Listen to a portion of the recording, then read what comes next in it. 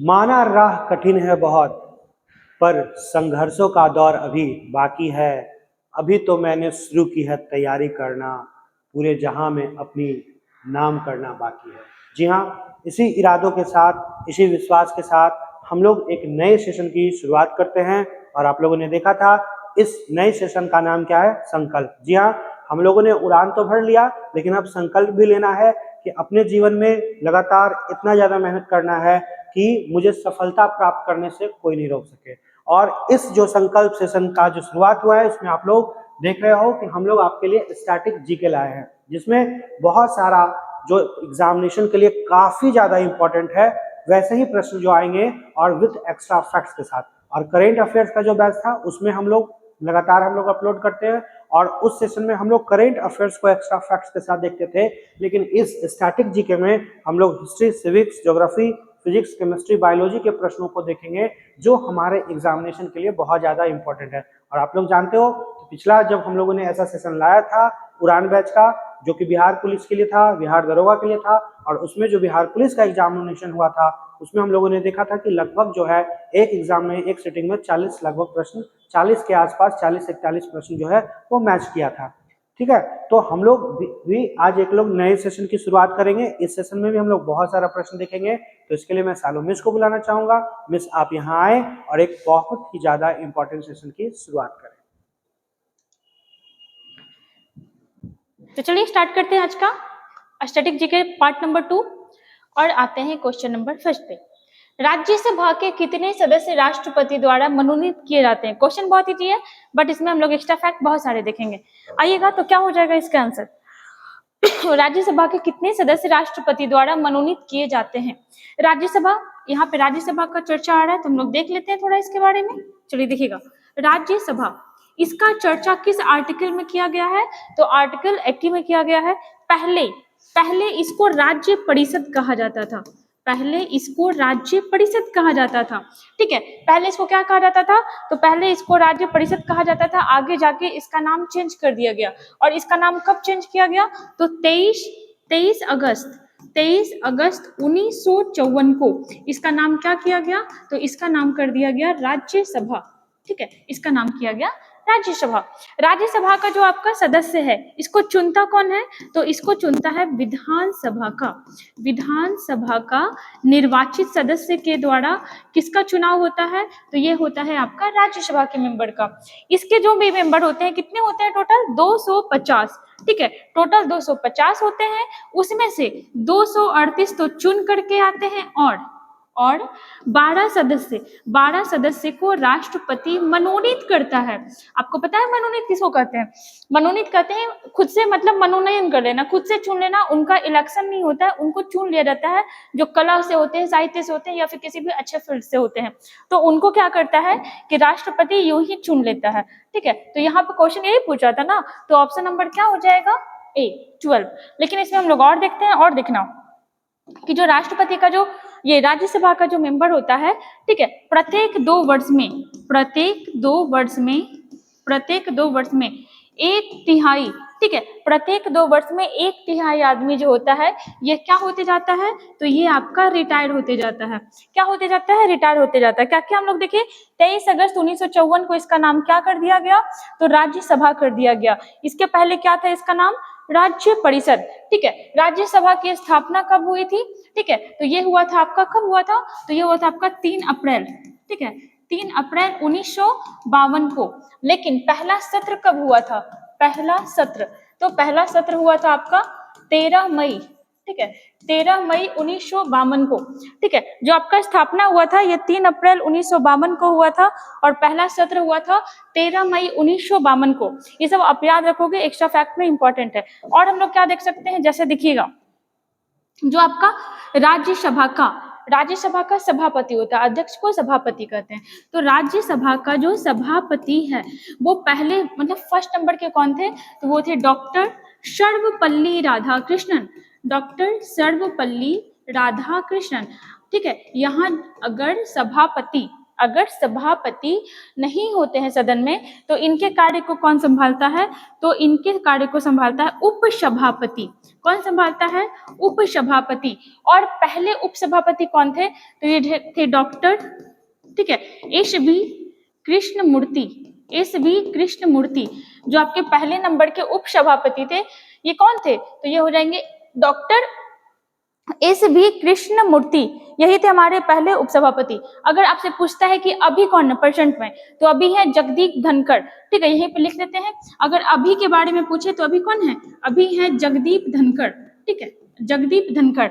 और अभी आपसे उपसभापति पूछ लेगा तो अभी उपसभापति कौन है? तो है हरिवंश नारायण सिंह। हरिवंश नारायण सिंह। एक चीज आपको पता होगा कि इसके जो सभापति होते हैं, राज्यसभा के जो सभापति होते हैं, ये कौन होते हैं? तो ये होते हैं हमारे उपराष्ट्रपति। कौन होते हैं? तो ये होते हैं हमारे उपराष्ट्रपति को कौन सा कार्य दिया जाता है? तो राज्यसभा का अध्यक्षता करने का। यहाँ पे हम लोग क्या क्या देखें? तो सबसे पहले राज्यसभा का जो चर्चा है आर्टिकल 80 में है, इसको राज्य परिषद कहा जाता था। 23 अगस्त 1954 से इसको क्या कहा जाने लगा? तो इसको कहा जाने लगा राज्यसभा, ठीक है। और देखो ये जो होता है आपका संसद का, ये संसद का उच्च सदन होता है। संसद का उच्च सदन होता है। 250 लोग होते हैं जिसमें से 238 इलेक्ट होते हैं। किसके द्वारा? तो ये होते हैं विधानसभा के निर्वाचित सदस्य के द्वारा। 12 लोग जो होते हैं उनको राष्ट्रपति मनोनीत करते हैं। प्रत्येक 2 वर्ष में 1/3 इंसान जो होता है वो क्या होते जाता है? रिटायर्ड होते जाता है। पहले सभापति कौन थे? डॉक्टर सर्वपल्ली राधाकृष्णन। और हमें पता है कि पहले उपराष्ट्रपति भी कौन थे? तो ये भी डॉक्टर सर्वपल्ली राधाकृष्णन थे। अभी कौन है? तो अभी है जगदीप धनखड़। अगर आपसे कोई सवाल करता है कि अभी उपराष्ट्रपति कौन है, तो वो भी कौन है? जगदीप धनखड़। इससे पहले वो वेस्ट बंगाल के गवर्नर रहे थे। पहले उपसभापति कौन थे? तो doctor S B Krishnamurthy Rao, ठीक है, doctor S B Krishnamurthy Rao. और अभी कौन है? तो अभी है हरिवंश नारायण सिंह, ठीक है। आप इतना याद रखना। आते हैं क्वेश्चन नंबर नेक्स्ट में और देखिएगा क्वेश्चन नंबर 2। देखो इसी का एक्स्ट्रा फैक्ट दिया हुआ है जो वहां पे बताए थे, वही सब चीजें आप देख लेना इसको। चलिए आते हैं आगे। देखिएगा क्वेश्चन नंबर 2, किसके नेतृत्व में चिपको आंदोलन को मजबूती मिली थी? चिपको आंदोलन, बहुत सारे क्वेश्चन आते हैं इससे। चिपको आंदोलन मेनली आपका पेड़ पौधा से, पर्यावरण से संबंधित था, ठीक है। देखो इसमें हम लोग क्या क्या देख सकते हैं कि चिपको आंदोलन किससे संबंधित था? तो पर्यावरण से संबंधित था। पर्यावरण से क्या था? रिलेटेड था। हम लोग बचपन में पढ़े थे चिपको आंदोलन जो है आपका किसके अध्यक्षता में हुआ था? तो ये हुआ था सुंदरलाल बहुगुणा के अध्यक्षता में। सुंदरलाल बहुगुणा के अध्यक्षता में क्या हुआ था? तो उस समय उत्तराखंड, यूपी उत्तराखंड वाले रीजन में क्या हो रहा था? बहुत ज्यादा पेड़ों की कटाई हो रही थी, उससे पर्यावरण को बहुत हानि पहुंच रहा था। तो उसी को रोकने के लिए क्या किए इन लोगों ने? चिपको आंदोलन चलाया। चिपको आंदोलन क्या था कि मान लो ये आपका ट्री है, तो लोग क्या कर रहे थे? इसे जाकर के चिपक जा रहे थे कि अगर आपको पेड़ काटना है तो आप क्या करो, आप इंसान को भी मार दो। तो इस तरह से क्या हुआ था कि बहुत सारे पेड़ों को बचाया गया और बहुत जोर शोर से यह आंदोलन चलाया गया था। और फिर बहुत ही मतलब कह सकते हैं ना कि लोग में कंसेंस बहुत ज्यादा था उसमें पर्यावरण को लेके। आज आप देखते हो उत्तराखंड का क्या हाल हो रहा है, कितने सारे वहां पे लैंडस्लाइड हो रहे हैं। उसका रीजन यही है, पेड़ होता है ना, जैसे ये पेड़ है तो पेड़ क्या होता है ना कि पेड़ का जड़ जो है वो जमीन को, वो मिट्टी को पकड़े हुए होता है, और पेड़ कटेगा तो यहाँ पर का मिट्टी भी कमजोर हो जा रहा है। यही सब रीजन रहा है कि उत्तराखंड जो आपका देवीय भूमि था, अब वहाँ बहुत ज्यादा लैंडस्लाइड देखने को मिलते हैं। क्योंकि क्या होता है, धड़ल्ले से पेड़ का कटाई हो रहा है और वहाँ पे बड़े बड़े होटल्स बन रहे हैं और लैंडस्लाइड कंटिन्यू होते जा रहे हैं। तो पर्यावरण से रिलेटेड था, ठीक है। कब स्टार्ट हुआ था? तो 1970 के दशक में, ठीक है। 24 अप्रैल 1973 के दशक में ये चल रहा था। उस समय तो उत्तराखंड नहीं था, मतलब उत्तराखंड अलग स्टेट के रूप में नहीं था। हुआ था कहाँ ये? तो ये हुआ था आपका उत्तराखंड के चमोली जिले में। उत्तराखंड के चमोली जिले में, ठीक है। सुंदरलाल बहुगुणा का नाम, एक नाम आप और याद रखोगे, चंडी प्रसाद भट्ट।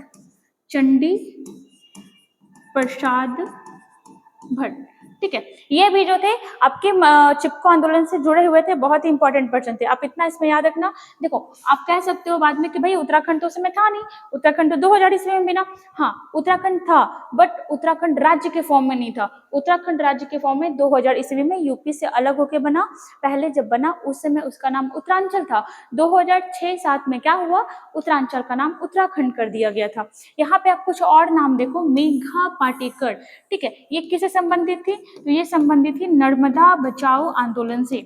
नर्मदा बचाओ आंदोलन, ठीक है। इसमें क्या हो रहा था कि पानी बहुत ज्यादा गंदा किया जा रहा था, नदी को पॉल्यूटेड किया जा रहा था, तो इन्होंने नर्मदा बचाओ आंदोलन चलाया था। वहीं देखिएगा अमृता देवी बिश्नोई, अमृता देवी बिश्नोई, ये भी पर्यावरण से संबंधित महिला है। राजस्थान के खेजड़ी जिले में, राजस्थान के खेजड़ी जिले में वहां भी धड़ल्ले से पेड़ की कटाई हो रही थी। तो अमृता देवी बिश्नोई और इनके साथ बहुत सारे इनके सहयोगी मिल करके पेड़ को बचाए। हालांकि बहुत लोगों की मृत्यु हो गई थी, लेकिन इनका भी बहुत ज्यादा कंट्रीब्यूशन रहा था हमारे पर्यावरण को, हमारे इकोसिस्टम को बैलेंसिंग रखने में और उसको बचाने में, ठीक है। तो यहाँ पे आप जितना भी नाम देख रहे हो सारा आपका पर्यावरण से संबंधित है। इसका आंसर हो जाएगा ऑप्शन नंबर ए, और आप इसको याद रखना। आते हैं क्वेश्चन नंबर नेक्स्ट में और देखते हैं। तो देखिएगा अब ये उसी का एक्सप्लेनेशन है जो भी हम लोग देखे थे, वही देखिएगा यहाँ पे दिया हुआ 1970 के दशक में स्टार्ट हुआ था, आपका 1973 में हुआ था। आते हैं क्वेश्चन नंबर 3 में, किसके शासनकाल में मुगल शासन दक्षिण में तमिल तक, थोड़ा सा यहाँ पे मिसप्रिंट हो गया है, इसको कट करिएगा, ठीक है। किसके शासनकाल में मुगल शासन दक्षिण में तमिल तक विस्तृत हो गया था, क्या हो जाएगा इसका आंसर, तो इसका आंसर होगा हमारा क्या होगा, ऑप्शन नंबर डी, ठीक है। तकबर लिख दिया, अकबर ना होगा, औरंगजेब, ठीक है, औरंगजेब हो जाएगा ऑप्शन नंबर डी। अब देखिएगा थोड़ा सा औरंगजेब के बारे में, औरंगजेब का और भी क्या नाम है, तो इनको हम लोग आलमगीर भी कहते हैं, आलमगीर, ठीक है। औरंगजेब को आलमगीर भी कहा जाता था, कट्टर शासक था एकदम से। इसका जन्म कब हुआ था, तो जन्म हुआ था 1618 ईस्वी में, ठीक है। इसका जन्म हुआ था 1618 ईस्वी में। शासक कब बना था, तो शासक बना था 1658 में। और इसकी मृत्यु कब हुई थी, तो मृत्यु हुई थी आपका 1707 ईस्वी में। ये टोटल किस समय तक शासक बना था, तो 49 वर्ष तक इसने शासन किया था। इसके पिता का क्या नाम था, तो पिता था शाहजहां, माता का नाम था, तो माता थी मुमताज महल, मुमताज, ठीक है। और ये मुसलमान था ना, मुसलमान में भी कौन सा मुसलमान था, तो ये था आपका सुन्नी मुसलमान, ठीक है। इसने एक सिख गुरु की हत्या भी करवा दी थी गला कटवाकर। कौन थे वो, तो 9वें गुरु थे, 9th नंबर के गुरु थे, जिनका नाम क्या था, तो इनका नाम था गुरु तेग बहादुर, गुरु तेग बहादुर। सबसे ज्यादा जो आपका विस्तार हुआ था ये किसके टाइम में हुआ था, तो ये हुआ था आपका औरंगजेब के टाइम में। जैसे देखिएगा अभी भारत में कितने राज्य हैं, तो अभी भारत में 28 राज्य हैं। तो इसी राज्य को अंग्रेज के टाइम में प्रांत कहा जाता था, और अंग्रेज से पहले मुगल काल में सूबा कहा जाता था। तो थोड़ा सा आप यहाँ पे थोड़ा सा देखिएगा, और अकबर से लेते हैं, ठीक है। अकबर के टाइम में टोटल कितने सूबा थे, तो 12 सूबा था, बट ये 3 सूबा को जीता था, जिसका नाम क्या था, बरार, खानदेश और अहमदनगर, है ना। अहमदनगर का नाम आप लोग सुने होंगे, यहाँ की महिला रानी थी, ठीक है। तो ये 12 था, टोटल कितना हो गया, टोटल हो गया आपका 15, ठीक है। अकबर के बाद फिर आया आपका शाहजहां, ठीक है। शाहजहां के टाइम में आया तो कोई और था, लेकिन शाहजहां में आप डेवलपमेंट किया, 15 हो चुका था ना, तो ये भी 3 को जीता। किसको, तो ये हो जाएगा आपका थट्टा हो जाएगा, और देखिएगा उड़ीसा हो जाएगा, और हो जाएगा आपका कश्मीर, ठीक है। इस तरह से 15 और 3 कितना हो गया, तो ये हो गया आपका 18। कौन कौन सा, तो कश्मीर हो गया, थट्टा हो गया, उड़ीसा हो गया, और इस तरह से आपका क्या हो गया, तो इस टाइप से हो गया आपका 18। अब आता है आपका कौन, औरंगजेब। इसके टाइम में कितना हो चुका है, तो 18। अब ये जीतेगा 2 को, किसको, तो गोलकुंडा और बीजापुर, टोटल इसके पास कितने हो गए, तो अब इसके पास हो गए 20 सूबा। आपको मैं यहाँ पे सारा बता दिए। अकबर के पास 12 था। आपसे क्वेश्चन पूछ सकता है कि बताओ अकबर ने किस सूबा को नहीं जीता तो आप इतना याद कर लेते हो। आपको पता रहेगा। अकबर के समय 12 था, इसने 15 किया। शाहजहां के समय 15 था, इसने 18 किया। और औरंगजेब के समय 18 था, इसने 20 किया। किसको मिलाया? तो गोलकुंडा को और बीजापुर को। आप इतना याद रखना। इसकी मृत्यु कब हुई थी? 1707 ईस्वी में। इसे आलमगीर भी कहा जाता है। चलिए आते हैं क्वेश्चन नंबर 4 पे और देखिएगा नेक्स्ट क्वेश्चन। अब वही सब चीज आपको दिया हुआ है, जैसे देखिएगा औरंगजेब ने बीजापुर और गोलकुंडा पर विजय प्राप्त किया और इस तरह से उसने 20 सूबा को कर लिया। और भी अकबर द्वारा शुरू किए, बाकी आप ये पढ़ लेना, इंपॉर्टेंट है, जो हम बताएं वही सब लिखा हुआ है। आगे आइएगा। मैसूर पैलेस किसका निवास स्थल था? मैसूर पैलेस, तो ये था आपका वोडियार, ठीक है, वोडियार वंश का ये क्या था? निवास स्थल।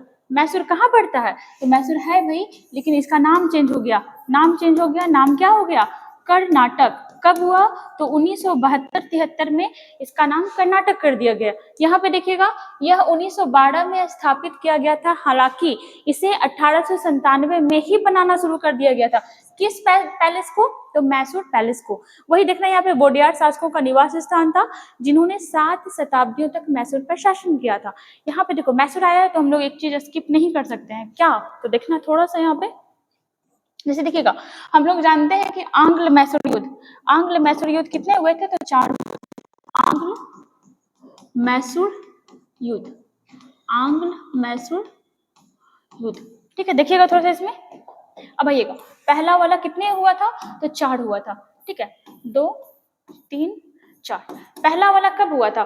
तो पहला वाला हुआ था आपका 1767 से 1769 तक, ठीक है, 1767 से 1769 तक। दूसरा आइएगा,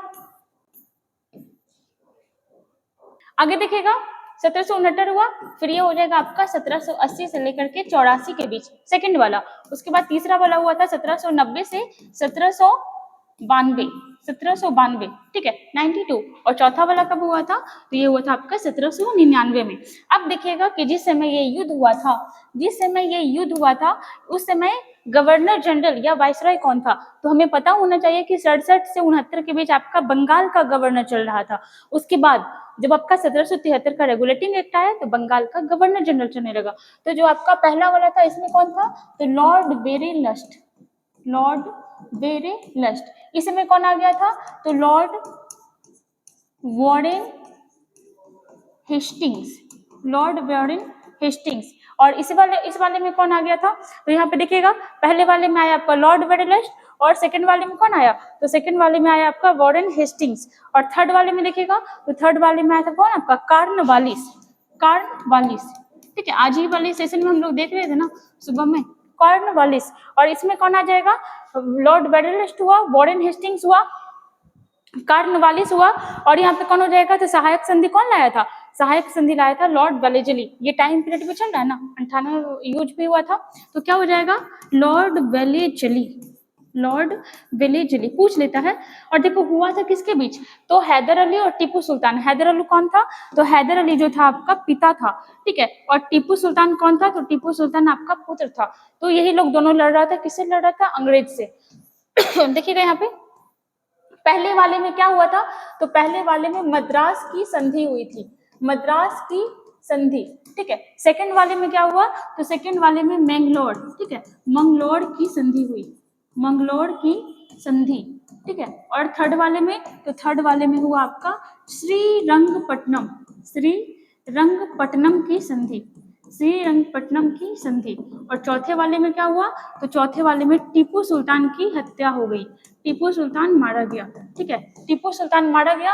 और सेकंड में आप याद रखोगे कि सेकंड युद्ध में भी हैदर अली मारा गया था। बाकी आप इसको अच्छे से देख लेना। 4 युद्ध हुआ था, कब से कब तक? तो 1767 से 69, फिर 80 से 84, 90 से 92 और 99। कौन था? तो यहाँ पे वेडेलिस्ट था, वॉरेन हेस्टिंग्स था, कॉर्नवालिस था, फिर वेलेजली था। ये युद्ध हो रहा था अंग्रेज और मैसूर के बीच। पहले कौन लड़ा? तो पहले लड़ा हैदर अली, फिर कौन लड़ा? तो फिर लड़ा आपका टीपू सुल्तान, जिसको मैसूर का शेर भी कहा जाता है। पहले वाले में मद्रास की संधि, दूसरे वाले में मैंगलोर की संधि, तीसरे वाले में श्रीरंगपट्टनम, और चौथे वाले में टीपू सुल्तान मारा गया। और ऐसे ही मारा गया था हैदर अली सेकंड वाले में।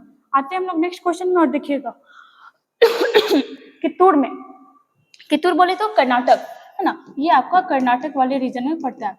कित्तूर में ब्रिटिश आंदोलन का नेतृत्व किसके द्वारा किया गया था? तो एक चीज देखिएगा, यहाँ पे बहुत सारी महिलाओं के बारे में हम लोग को पता तक नहीं चला, अब के टाइम में पता चल रहा है। जैसे रानी चेन्नम्मा, रानी लक्ष्मीबाई, बेगम हजरत महल, बहुत इंपॉर्टेंट नाम है। स्वतंत्रता आंदोलन में लोग बहुत ही ज्यादा सक्रिय रही थी और हमारे देश को आजाद कराने में इनका बहुत ज्यादा कंट्रीब्यूशन रहा था। तो यहाँ पे देखिएगा पूछ क्या रहा है, कित्तूर में ब्रिटिश आंदोलन का नेतृत्व किसने किया था? तो ये किया था आपका रानी चेन्नम्मा। ठीक है, कैसे लिख दिया, यहाँ पे लिखिएगा रानी चेन्नम्मा। ठीक है, बहुत इंपॉर्टेंट महिला थी, बहुत साहसी महिला थी। इनके साथ भी वही हुआ था जो रानी लक्ष्मीबाई के साथ हुआ। बहुत ही कम उम्र में इनकी शादी हो गई, इनके हस्बैंड की डेथ हो गई, इनका बच्चा का डेथ हो गया, फिर इन्होंने आपका एक बच्चा को गोद लिया। और जब बच्चा को गोद लिया तो उस समय चल रहा था लॉर्ड डलहौजी का doctrine of lapse. Lord Dalhousie के द्वारा लाया गया था डॉक्ट्रिन ऑफ लैप्स। और उसमें क्या हुआ, उसके तहत ये था कि भाई अगर अपना बच्चा नहीं रहेगा तो आपका साम्राज्य अंग्रेज के हाथों चला जाएगा। और वही चीज यहाँ पे भी होने लगा। देखो क्या था ना, ये जो कित्तूर था, आप शायद नाम भी नहीं सुने होंगे। कित्तूर बहुत ही छोटा सा रीजन था, बट यहाँ पे संसाधन बहुत ज्यादा था। अंग्रेज जीत लिया इसको, लेकिन अंग्रेज जीता भी तो ऐसा जीता कि पूरी तरह से वो भी बर्बाद हो गया था, जो आपका बक्सर प्लासी में हुआ था। प्लासी में तो नहीं हुआ था वैसा। तो रानी चेन्नम्मा के द्वारा यहाँ पे अंग्रेज से लोहा लिया गया था। बेचारी ये 1824 में, ठीक है, 1824 में ये अंग्रेज के साथ बहुत लड़ी। किसको लेकर के? तो डॉक्ट्रिन ऑफ लैप्स को लेकर के। और 1829 ईस्वी में इनकी मृत्यु हो गई थी। 1824 से लड़ना शुरू की थी, काफी विरोध की, 1829 में इनकी मृत्यु हो गई। किससे लड़ी? अंग्रेज से लड़ी। डॉक्ट्रिन ऑफ लैप्स के अकॉर्डिंग इनका क्षेत्र छीना जा रहा था। जो सेम चीज क्या हुआ था, तो रानी लक्ष्मीबाई, यहाँ पे आंसर क्या हो जाएगा? ऑप्शन नंबर बी, रानी लक्ष्मीबाई के साथ भी तो यही हुआ था ना। तो इन्होंने किससे लड़ा था? ह्यूरोज। ठीक है, इस समय जो आपका 1857 का क्रांति हुआ था, तो अलग अलग जगह से लोग लड़ रहा था ना। तो झांसी से कौन थी? झांसी थी रानी लक्ष्मीबाई। और इनका सामना किससे हुआ था? ह्यूरोज से हुआ था। और ह्यूरोज बोला था कि उतने सारे लोगों में यह अकेली औरत थी जो मर्द के रूप में दिखाई दे रही थी। और हम लोग देख सकते हैं बेगम हजरत महल 1857 की क्रांति में ये लखनऊ को लीड कर रही थी। लखनऊ को ये क्या कर रही थी? तो लीड कर रही थी। ठीक है, चलिए आते हैं हम लोग क्वेश्चन नंबर 6 पे। वही सब चीज दिया हुआ देखो, 1824 में गिरफ्तार हुई थी और 1829 में क्या हुआ था? तो इनकी मृत्यु हो गई थी। नेक्स्ट आइएगा, देखिएगा, द्वैध शासन प्रणाली की शुरुआत किसने की थी? द्वैध ऑप्शन तो यहाँ पे है नहीं, हम लोग थोड़ा सा देखते हैं द्वैध शासन के बारे में। द्वैध शासन क्या था? आप नाम से समझोगे कि द्वैध मतलब क्या निकल रहा है? तो दो निकल रहा है ना, द्वैध। तो सबसे पहले इसका पृष्ठभूमि क्या था? हम लोग जानते हैं कि 1757 का प्लासी का युद्ध हुआ था और 1764 में किसका युद्ध हुआ था? तो बक्सर का युद्ध। 1764 के युद्ध में, बक्सर के युद्ध में अंग्रेज का पैर भारत में जम चुका था। इनको एक बहुत ही ज्यादा ये विजय हो चुके थे। 1764 में बक्सर का युद्ध हुआ था और इसके बाद हुआ था आपका इलाहाबाद की संधि। क्या हुआ था? तो इलाहाबाद की संधि हुई थी। और कब हुआ था? तो इलाहाबाद का संधि हुआ था 1765 से। ठीक है, कौन था इस समय? तो इस समय था आपका रॉबर्ट क्लाइव।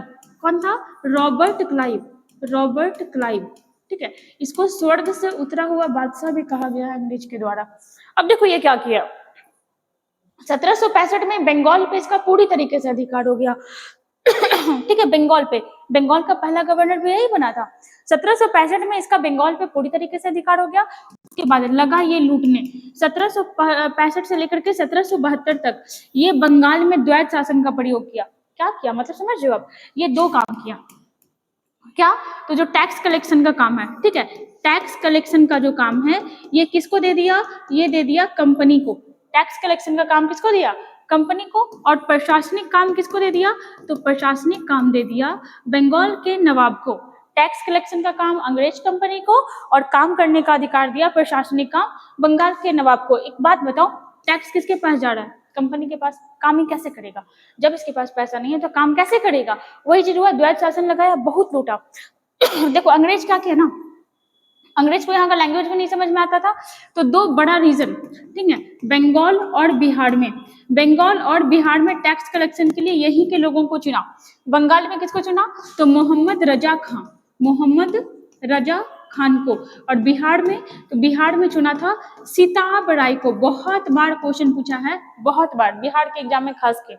बिहार में सिताब राय को चुना, बंगाल में मोहम्मद रजा खान को चुना। ये जो आपका 1765 का इलाहाबाद संधि हुआ था, इसमें बंगाल, बिहार और आपका उड़ीसा, बंगाल, बिहार और उड़ीसा का दीवानी अधिकार किसको मिल गया था? तो ये मिला था कंपनी को, मतलब रॉबर्ट क्लाइव को। और यही हुआ आपका बंगाल का द्वैध शासन, मतलब पैसा कोई और ले रहा है, काम कोई और कराएगा, ठीक है, नवाब कराएगा, तो कहाँ से करवाता। और 1765 से लेकर के 1772 तक इतना लूटा इन लोग, इतना लूटा कि बंगाल में अकाल पड़ गया। और इस ईयर को बंगाल की लूट भी कहा जाता है, बंगाल की लूट। आपको पता है, इतना लूटा ना कि बंगाल में अकाल पड़ गया, इन लोग को खाने का पैसा नहीं बचा, तो इन लोग कर्ज मांगा, किससे? ब्रिटिश संसद से 10 लाख पाउंड का कर्ज मांगा कि भाई हम बिहार में अपना कंपनी नहीं चला पा रहे, हमको पैसा चाहिए।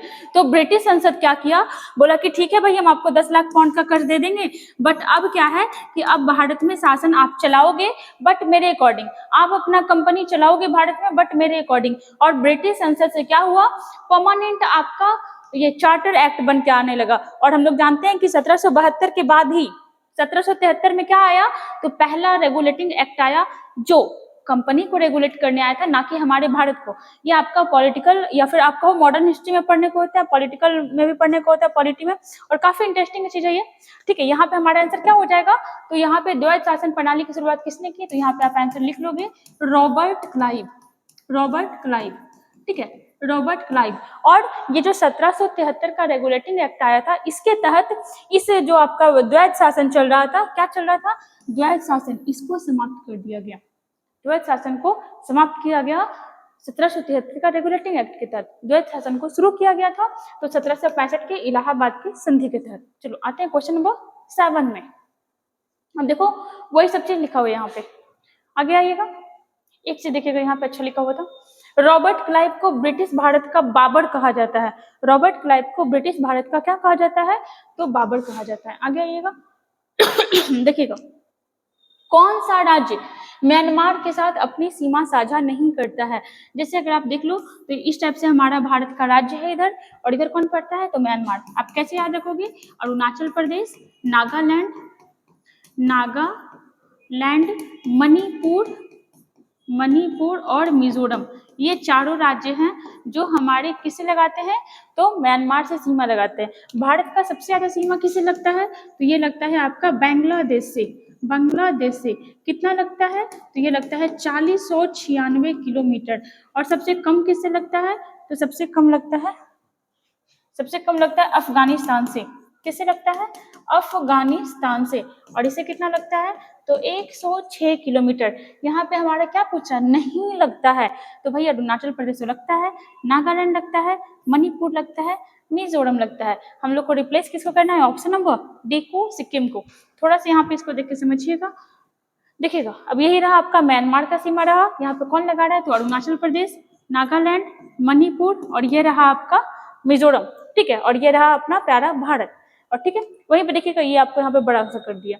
एक चीज यहाँ पे आप और देखना, जैसे देखिएगा जो सिक्किम है, सिक्किम किस देश से सीमा लगाता है, तो भूटान से लगाता है, चीन से लगाता है और नेपाल के साथ, मतलब तीनों देश के साथ ये क्या करता है, सीमा लगाता है। वही म्यांमार के साथ कौन लगाता है, तो म्यांमार के साथ आपका भारत का 4 राज्य लगाता है। आते हैं नेक्स्ट में, देखिएगा क्वेश्चन नंबर 8, एक वयस्क मानव के पास रदनक होते हैं। अब ये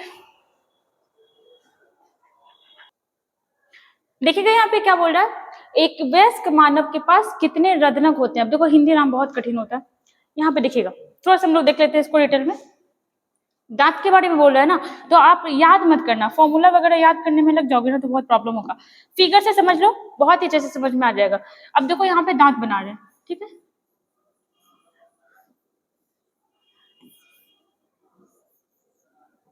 अब देख लेना भाई किसका दांत यहाँ पे आके उखड़ गया, मतलब लगभग सेप ऐसा ही होता है दांत का, हम लोग सीखने के लिए बना रहे हैं, ठीक है। थोड़ा सा देखिएगा यहाँ पे, अब देखो ये हो गया आपका इंसिजर, ये हो गया आपका कैनाइन, बाकी यहाँ पे बचा 2 दांत, और फिर यहाँ पे लगातार 3 दांत होता है एक टाइप का। ये हुआ आपका 2 दांत, अब देख रहे हो भाई किसका दांत है। अब ये फॉर्मूला निकालने का तरीका हुआ। अब देखो ये जैसे हम लोग का जो मुंह होता है तो एक नीचे होता है एक ऊपर होता है दांत, ठीक है। अब देखिएगा अब फॉर्मूला कैसे निकलता है, तो पहले हम इसको बीच से इंडिविजुअल दो भाग में काट दिए, ठीक है। इसको हम इंडिविजुअल दो भाग में काट दिए इस टाइप से। अब यहाँ से फॉर्मूला आराम से निकल जाएगा। कैसे, तो देखिएगा ये जो हो गया आपका इंसीजर, इधर का दो इधर का दो, क्या हो गया, तो ये दोनों हो गया आपका इंसीजर। ये क्या हो गया, तो ये हो गया आपका कैनाइन। ये क्या हो गया, तो ये हो गया आपका कैनाइन। ये दोनों क्या हो गया, तो ये दोनों हो गया आपका प्रीमोलर। क्या हुआ, प्रीमोलर। वैसे ही यहाँ पे दो था ना, हाँ ये दो, ठीक है। ये दोनों क्या हो गया, तो ये दोनों भी हो गया आपका प्रीमोलर, ठीक है। और ये तीनों क्या हो गया, तो ये तीनों हो गया आपका मोलर, ठीक है। ये तीनों क्या हो गया, तो ये तीनों हो गया आपका मोलर। अब देखो इतना क्यों किए, तो हमारे मुंह में जितने भी दांत होते हैं वो इन्हीं चारों टाइप का होंगे। और हम लोग क्या बनाए, ये हम लोग देखो इस टाइप का मुंह होता है ना, तो ये नीचे वाला जबड़ा का फोटो बनाए, सेम चीज क्या होगा, सेम ऊपर होगा। इट मीन्स कि जितना नीचे का बना है उतना ऊपर वाले दांत में भी होगा।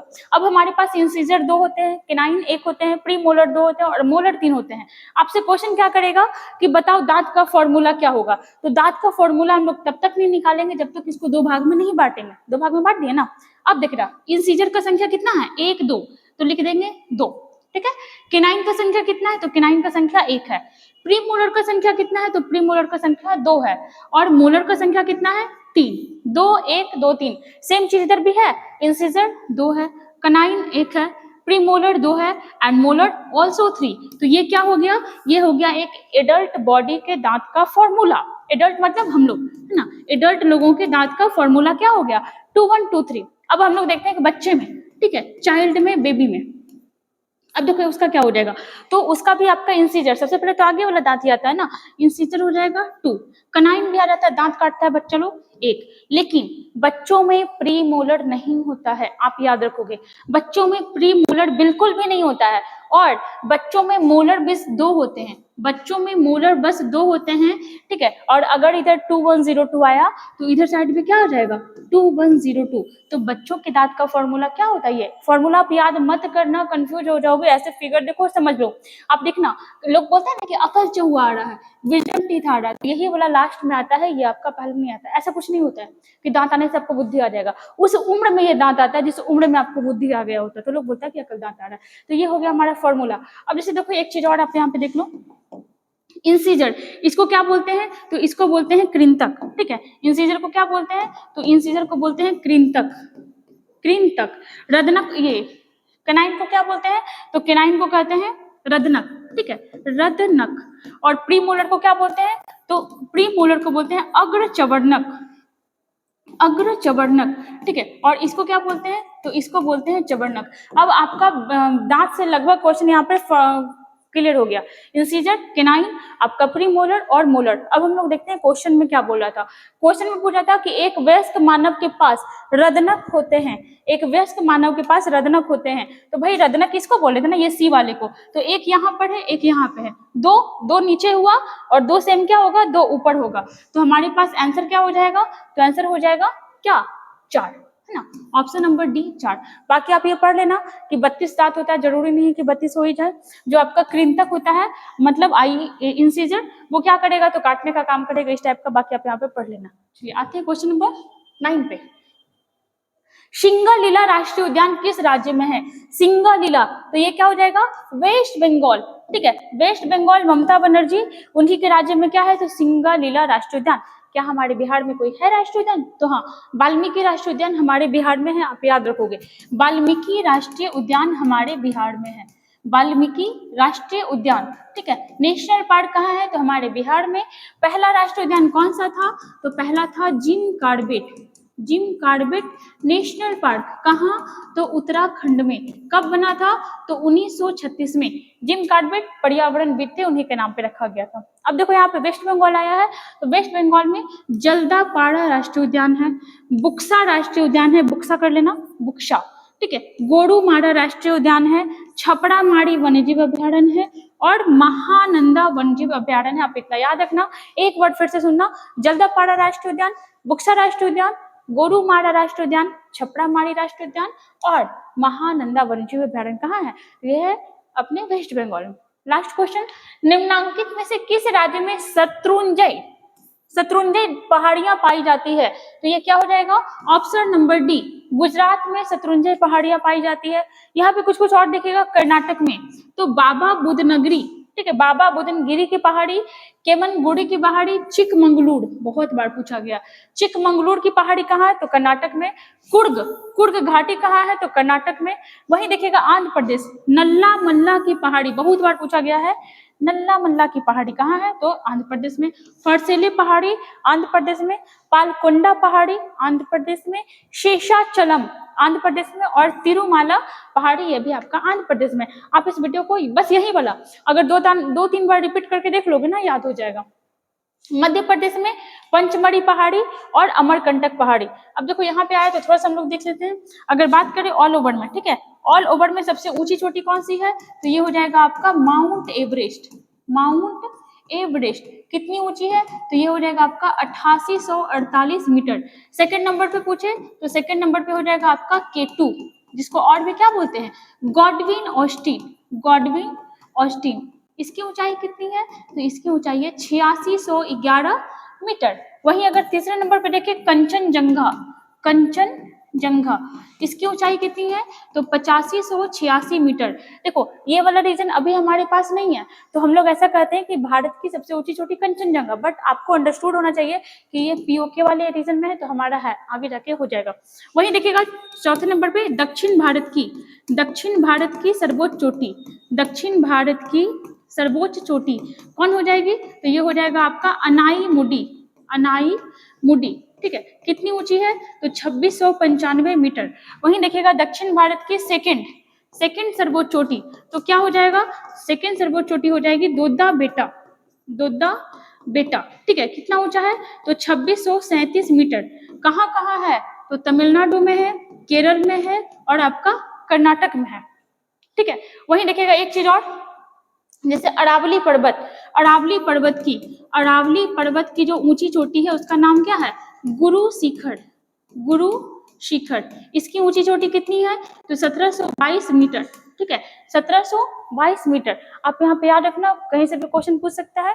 और इसका आंसर क्या हो जाएगा, तो इसका आंसर हो जाएगा ऑप्शन नंबर डी, गुजरात, ठीक है। यहाँ पे 10 क्वेश्चन विद एक्स्ट्रा फैक्ट के साथ खत्म हुआ, और ऐसे ही हमारे साथ बने रहिए, लाइक और सब्सक्राइब करते रहिए। Thank you.